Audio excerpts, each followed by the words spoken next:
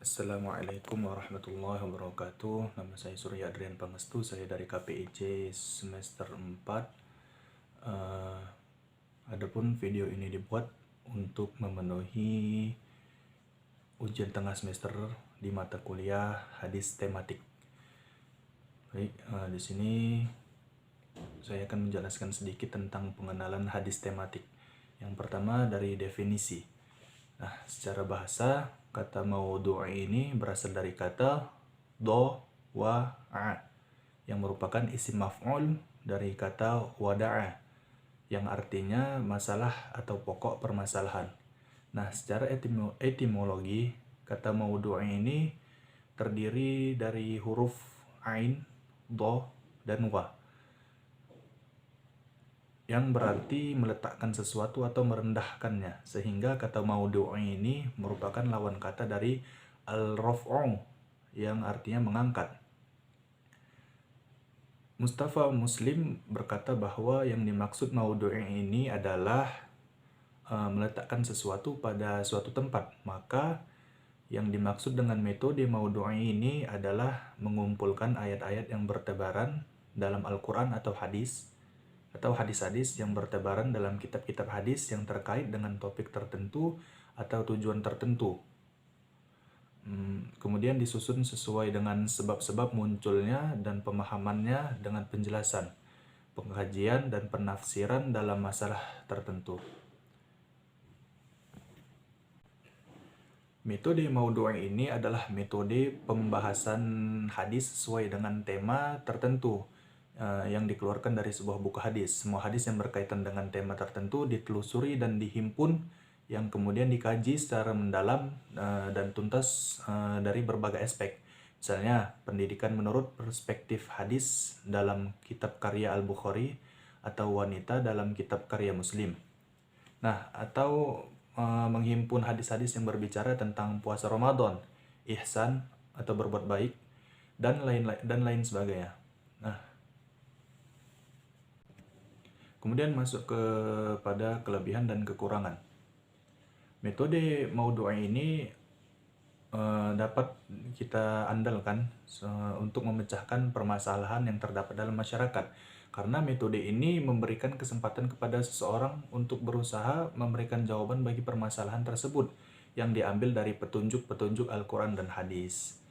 Nah, contohnya itu perempuan dalam pandangan Al-Quran dan hadis dan lain-lainnya. Kemudian kelebihan dari metode maudhu'i ini selain karena dapat menjawab tantangan zaman dengan permasalahannya yang semakin kompleks dan rumit, metode ini juga memiliki kelebihan yang lain. Di antaranya itu yang pertama, praktis dan sistematis. Nah, metode tematik disusun secara praktis dan sistematis dalam memecahkan permasalahan yang timbul. Hal ini memungkinkan masyarakat untuk mendapatkan petunjuk Al-Quran dan hadis dengan waktu yang lebih efektif dan efisien. Yang kedua, dinamis. Metode tematik membuat tafsir Al-Quran dan hadis selalu dinamis sesuai dengan tuntutan zaman, sehingga masyarakat akan terasa bahwa Al-Quran dan hadis itu selalu aktual, selalu up to date, tak pernah ketinggalan zaman, dan mereka tertarik untuk mengamalkan ajaran-ajarannya. Meski tidak mustahil hal ini didapatkan dari ketiga metode yang lain, namun hal itu bukan menjadi sasaran yang pokok. Kemudian yang ketiga, membuat pemahaman menjadi utuh. Nah, dengan ditetapkannya tema tertentu, maka pemahaman kita terhadap hadis Nabi Shallallahu Alaihi Wasallam menjadi utuh. Kita hanya perlu membahas segala aspek yang berkaitan dengan tema tersebut tanpa perlu membahas hal-hal lain di luar tema yang ditetapkan. Yang keempat, yang terakhir, penjelasan antara hadis dalam metode maudhu'i ini bersifat lebih integral dan kesimpulan yang dihasilkan mudah untuk dipahami. Kemudian ada kekurangannya. Kekurangannya itu ialah metode ini terikat pada tema yang telah ditetapkannya dan tidak membahas lebih jauh dari hal-hal di luar dari tema tersebut. Sehingga metode ini kurang tepat bagi orang yang menginginkan penjelasan lebih terperinci, lebih dalam mengenai suatu hadis dari segala aspek. Kemudian kita masuk kepada langkah-langkah studi hadis tematik. Nah, langkah-langkah pengkajian hadis dengan metode tematik ini antara lain dapat dilakukan dengan yang pertama, kita dapat menentukan tema atau masalah yang akan kita bahas. Nah, kemudian yang kedua kita menghimpun atau mengumpulkan hadis-hadis yang terkait dalam satu tema, baik secara lafal maupun secara makna melalui kegiatan takhrij al-hadis. Kemudian yang ketiga, melakukan kategorisasi berdasarkan kandungan hadis dengan memperhatikan kemungkinan perbedaan peristiwa wurudnya hadis tanawu dan perbedaan periwayatan hadis.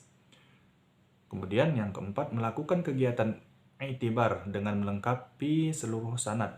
Yang kelima, melakukan penelitian sanad yang meliputi penelitian kualitas pribadi perawi, kapasitas intelektualnya, dan metode periwayatan yang digunakan. Kemudian yang selanjutnya, melakukan penelitian matan yang meliputi kemungkinan adanya ilat. Ilat ini seperti cacat, dan syaz. Syaz ini semacam kejanggalan pada hadis tersebut.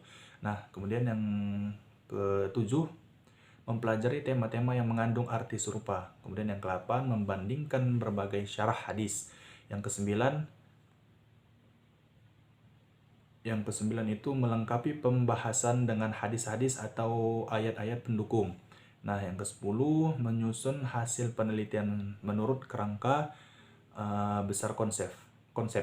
Kemudian yang terakhir, menarik suatu kesimpulan dengan menggunakan dasar argumentasi ilmiah.